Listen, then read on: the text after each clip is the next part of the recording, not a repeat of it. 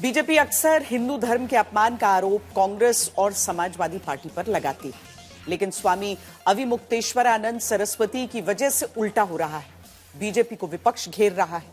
18 तारीख को संगम स्नान को लेकर प्रशासन ने स्वामी अविमुक्तेश्वरानंद सरस्वती से गाड़ी से उतरकर, पालकी से उतरकर स्नान के लिए जाने को कहा, जिसके बाद पुलिस और उनके बीच विवाद बढ़ा, नौबत धरने तक आ गई।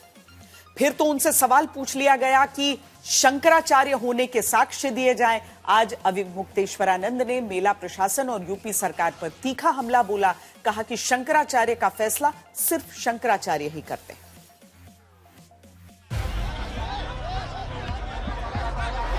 शिविर हमारा लगेगा, गतिविधियां चलेंगी, लेकिन हम कभी भी शिविर के अंदर प्रवेश नहीं करेंगे, फुटपाथ पर रहेंगे। चाहे जिंदगी चली जाए, और फुटपाथ पर हम रहेंगे तब तक जब तक कि भूल का सुधार सही ढंग से नहीं किया जाता है। प्रयागराज माघ मेले में शंकराचार्य अविमुक्तेश्वरानंद और प्रशासन के बीच शुरू हुआ झगड़ा खत्म होने का नाम नहीं ले रहा। अविमुक्तेश्वरानंद का कहना है कि अब तो वो तभी स्नान करने जाएंगे जब मुख्यमंत्री योगी आदित्यनाथ लेकर जाएंगे। अब तो हम तब स्नान करने जाएंगे जब हमारे सम्मान के साथ हमको लेके चलेंगे ये लोग। तब तक हम यहाँ हैं, यहाँ रहना भी पुण्य का कार्य होता है। कभी भी जिंदगी में हम यहाँ आते रहेंगे, काम करते रहेंगे, लेकिन स्नान तो तभी करेंगे जब मुखिया आकर के हमको लेके जाएगा ससम्मान। अविमुक्तेश्वरानंद के भड़कने की वजह वो नोटिस है जिसके जरिए प्रशासन ने उनसे पूछा कि वो ज्योतिष पीठ के शंकराचार्य कैसे हैं, 24 घंटे में जवाब दें। इस सवाल पर तमतमाए अविमुक्तेश्वरानंद का कहना है कि वो शंकराचार्य हैं या नहीं, इसका फैसला भारत के राष्ट्रपति भी नहीं कर सकते। ये प्रशासन तय करेगा कि हम शंकराचार्य हैं कि नहीं है।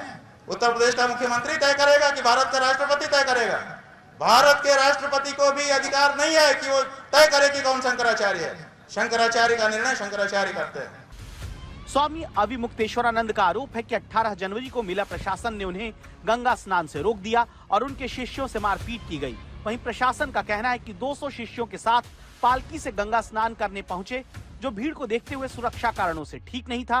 प्रशासन की कार्रवाई से नाराज अविमुक्तेश्वरानंद धरने पर बैठ गए, जिसके बाद प्रशासन ने नोटिस जारी कर उनसे पूछ लिया कि वो अपने शंकराचार्य होने के बारे में बताएं। बात यह है कि हम अगर शंकराचार्य नहीं है तो इसका निर्णय कौन करेगा? सोशल मीडिया चलाने वाला फेसबुकिया निर्णय करेगा कि हम शंकराचार्य हैं कि नहीं।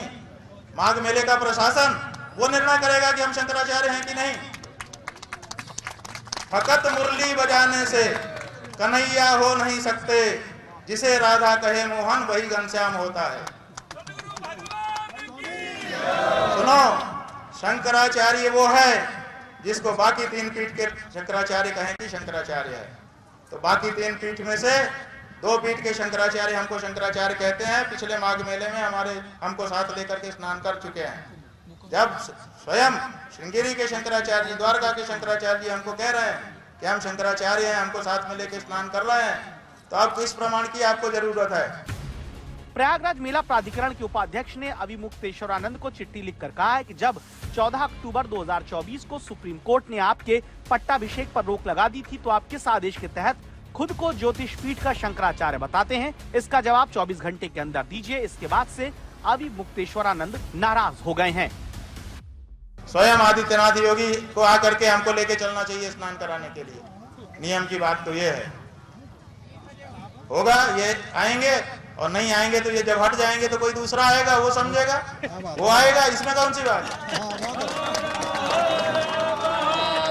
कौन सी गारंटी है कि अगले माघ मेला में ये रहेंगे मुख्यमंत्री?